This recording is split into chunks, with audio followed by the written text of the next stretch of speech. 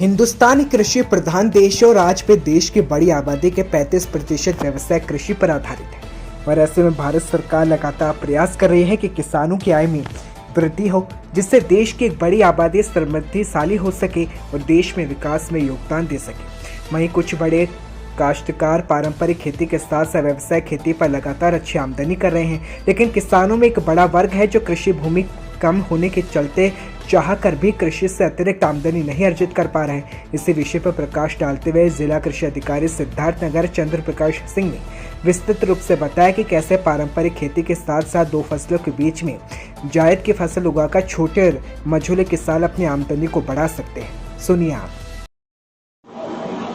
नमस्कार दोस्तों, जैसा कि हमारे वहाँ जैसा हिंदुस्तान कृषि प्रधान देश कहा जाता है, कृषि प्रधान देश है, बहुत सारी चीजें बहुत सारी व्यवस्थाएं कृषि पर ही निर्धारित होती हैं और खासकर जो विशेष रूप से हमारे वहाँ जो फसलें होती हैं रबी और खरीफ दो फसलें होती हैं।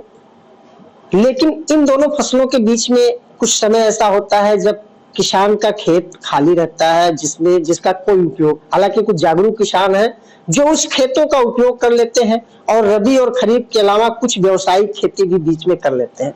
तो लेकिन कुछ ऐसे हैं जो कंटिन्यू भी करते हैं व्यावसायिक खेती, जो जागरूक हो चुके हैं जो उस बड़े पैमाने पर। लेकिन हमारे छोटे किसान जो हैं जिनके पास बहुत छोटी छोटी जमीन के टुकड़े हैं, उनकी भी जमीनें रबी के बाद रबी और खरीफ के बीच में लगभग 3 महीने का ऐसा अंतराल होता है कि जबकि उनका फसल कट जाता है और अगली फसल आने तक बीच में 3 महीने का गैप होता है जिसमें उनकी जमीन खाली रहती है।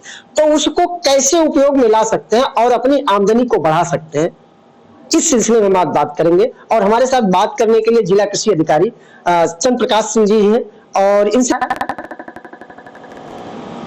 जमीन सूखी होती है, पानी की बड़ी आवश्यकता होती है, ये भी एक कारण होता है। लेकिन फिर भी ऐसे माहौल में चूंकि सिद्धार्थनगर जैसे क्षेत्र में क्या ऐसा किसान हमारा करे जो छोटे छोटे किसान है उस जमीन को कैसे उपयोग करे कि अपनी कुछ आमदनी बढ़ा ले जाए। सर, स्वागत है आपका हमारे चैनल में। धन्यवाद।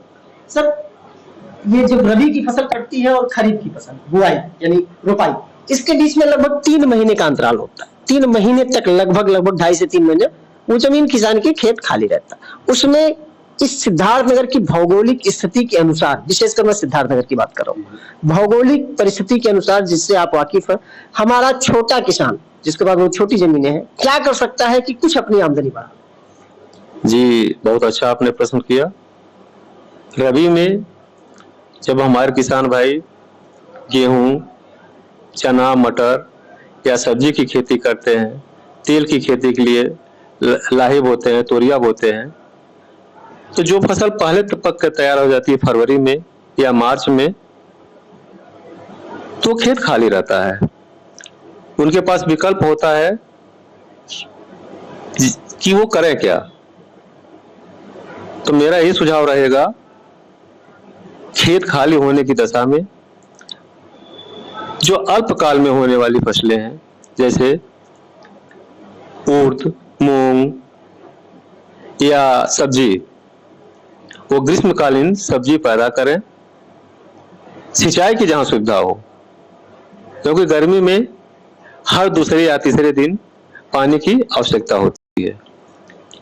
उड़द मूंग की खेती करने से फसल की जो दलहनी फसल है जिसमें प्रोटीन की अधिक मात्रा होती है वो हमें प्राप्त होगा और खेत की फर्टिलिटी यानी उर्वरता में सुधार होगा। और उसके बाद जब वो धान की खेती करेंगे तो उसमें नाइट्रोजन अपने आप फिक्सेशन हो जाता है। जहाँ पर उड़द मूंग की खेती होती है तो वहाँ पर भी मिट्टी की भौतिक दशा में सुधार होता है। लेकिन ये सब कुछ निर्भर करता है कि आपके पास सिंचाई का साधन कैसा है। इस जनपद में अभी नियंत्रित सिंचाई की कमी है, जिसके कारण काफी मात्रा में यहाँ पर किसान गर्मी में फसल का उत्पादन नहीं कर पाते हैं। और ये भी सच है, जब तक खेती में डाइवर्सिफाइड नहीं होगा, रबी, खरीफ, जायद तीनों ऋतुओं में फसल का उत्पादन नहीं किया जाएगा, तब तक किसानों को उतनी संपन्नता नहीं आएगी जितना कि हम या सरकार अपेक्षा करती है। एक चीज और मैं बताना चाहूंगा, इस समय अभी जो गेहूं काट लिए हैं किसान और उनकी फसल खाली है, खेत खाली है पूरा, वो ढैंचा का प्रयोग कर सकते हैं। दो तरह से ढैंचा एक ऐसा फसल है, वो बीज के भी पैदा कर सकते हैं और हरी खाद के रूप में ले सकते हैं। अगर हरी खाद लेते हैं तो बुआई के 40-45 दिन के बाद ढैंचे को पलट देना चाहिए। अगर उसका बीज के रूप में प्रयोग करते हैं तो जब फसल पक कर तैयार हो तो उसका कटाई करना चाहिए, और वो भी 130-35 दिन में तैयार हो जाती है फसल। अच्छा दाम उसका मिलता है, विभाग भी ढैंचे को खरीद लेता है, और किसानों की सुविधा के लिए हमारे पास समस्त विकासखंड के कृषि इकाइयों पर ढैंचे का बीज उपलब्ध हो गया है 400 कुंतल, और उसमें 50% से लेकर 90% तक अनुदान भी है।